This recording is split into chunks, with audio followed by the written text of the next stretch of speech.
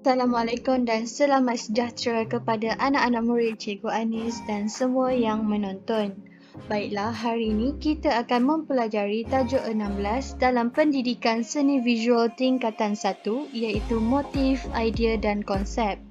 Sebelum memulakan pembelajaran tajuk ini, Cikgu rasa eloklah kiranya Cikgu menceritakan serba sedikit standard kandungan bagi tajuk ini. Jadi, kamu semua tahu ke apa itu motif, apa itu idea, apa itu konsep? Jadi, standard kandungannya ialah selepas mempelajari tajuk ini, murid akan memahami teori motif, idea dan konsep dalam proses pembentukan karya. Murid akan mengeksplorasi dan mengaplikasikan kaedah pembentukan dan perkembangan motif, idea dan konsep. Murid akan menzahirkan motif, idea dan konsep melalui pelbagai sumber dan teknologi dalam penjanaan tugasan, dan murid akan menghayati hasil karya seni visual berpandukan teori dan pemahaman tentang motif, idea dan juga konsep. Seterusnya adalah standard pembelajaran. Selepas mempelajari subtajuk ini, murid dapat menjelaskan melalui perbincangan tentang yang pertama, definisi, motif, idea dan konsep.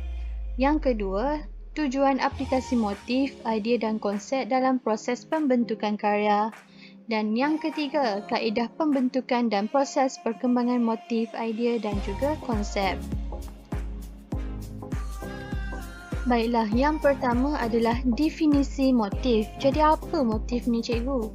Motif adalah hal benda yang diaplikasikan oleh pelukis, pereka atau pandai kraft, maksudnya adalah orang yang bijak dalam menghasilkan kraft dalam penghasilan seni.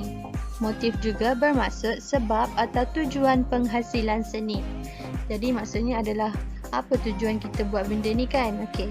Motif seni juga terdiri daripada sebuah jenis seni corak hiasan yang dilukis berulang-ulang sehingga menjadi bentuk dalam suatu karya kraft, tangan atau kesenian. Seni motif dapat dihasilkan dari proses menggambar, memahat, mencetak dan sebagainya. Ia adalah bertujuan untuk meningkatkan mutu dan nilai pada sesuatu benda atau karya seni tersebut. Okey, yang kedua adalah definisi idea. Jadi, apakah yang dimaksud dengan idea ni? Idea juga dikenali sebagai sumber ilham yang seseorang itu perolehi untuk menghasilkan sesuatu karya seni. Idea juga adalah buah fikiran yang tercetus hasil rangsangan seperti pemerhatian, pengalaman, perkembangan semasa dunia seni dan perbincangan. Maksudnya, bila kita nak lukis sesuatu tu, kita mestilah ada idea. Idea tu datang daripada mana? Sebagai contoh pengalaman kita, benda tu kita dah pernah tengok dan sebagainya lah. Alright, seterusnya. Yang ketiga adalah definisi konsep. Jadi apakah yang dimaksud dengan konsep ni? Konsep adalah idea yang terbentuk daripada hasil gabungan pelbagai nilai yang dihayati daripada alam sekeliling. Konsep seni visual boleh difahami berdasarkan aspek seperti penyataan diri ataupun self expressions, apa yang berfungsi ataupun kegunaan, nilai estetik, ciri-ciri kreatif, pelukis atau pandai tukang dan karya seni, asas seni reka dan berbagai aspek lain. Baiklah, seterusnya kita pergi kepada tujuan, motif, idea dan konsep. Yang pertama adalah tujuan motif. Tujuan motif dalam seni halus dan seni reka adalah untuk disesuaikan dengan idea dan konsep. Motif dalam seni kraft adalah berfungsi untuk hiasan. Seterusnya adalah kita pergi kepada tujuan idea. Jadi tujuan idea ini adalah bagi memudahkan penetapan objektif, tujuan dan tema.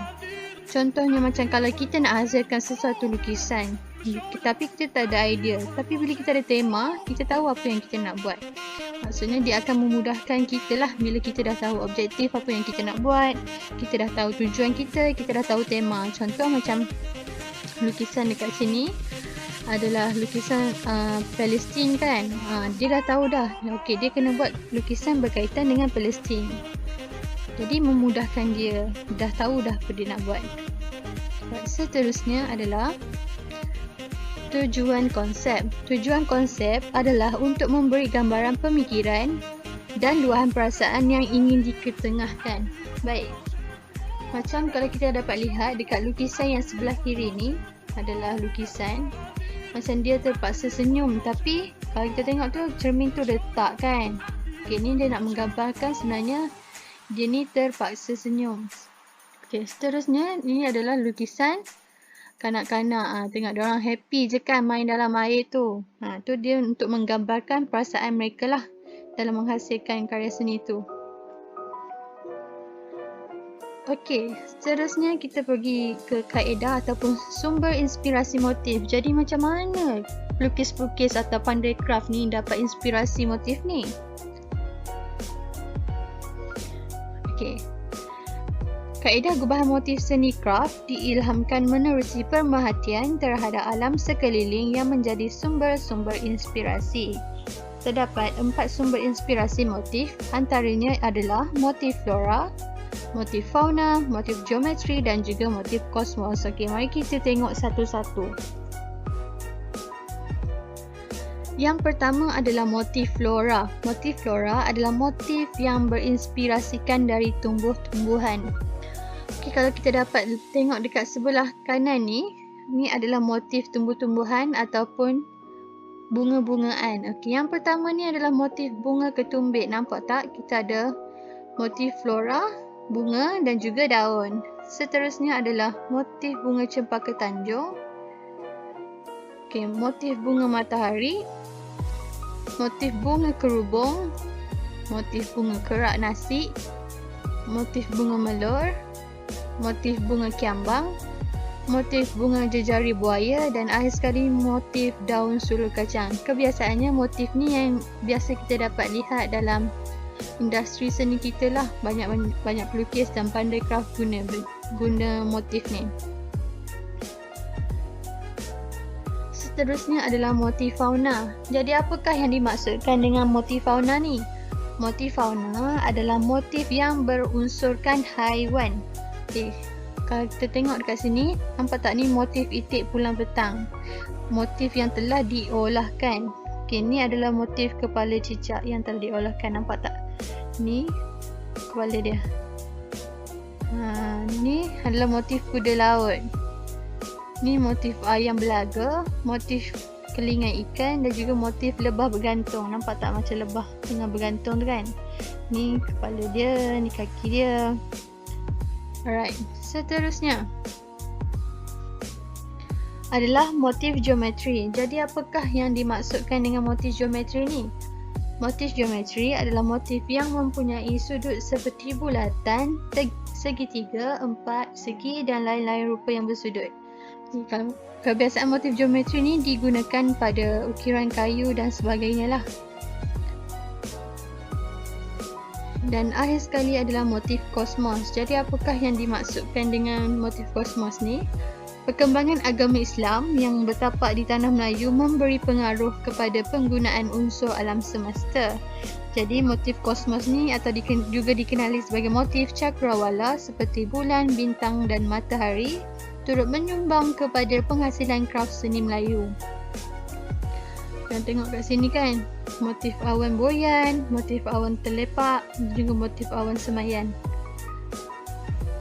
Okey, jadi itu saja daripada cikgu. Sekian, terima kasih.